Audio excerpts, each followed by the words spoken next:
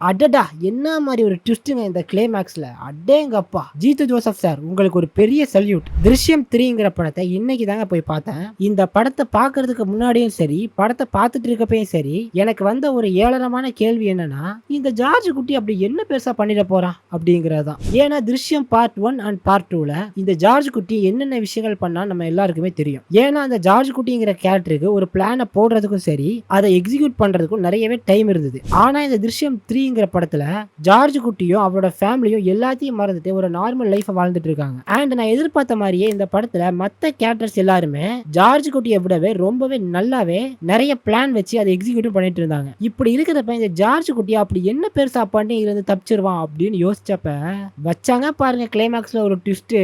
மிரண்டு போயிட்டாங்க நானு. இப்படி ஒரு கிளைமேக்ஸா? இந்த திருஷ்யம் 3 ஓட டைட்டில் கீழேயே the past never stays silent அப்படின்னு சொல்லியிருப்பாங்க.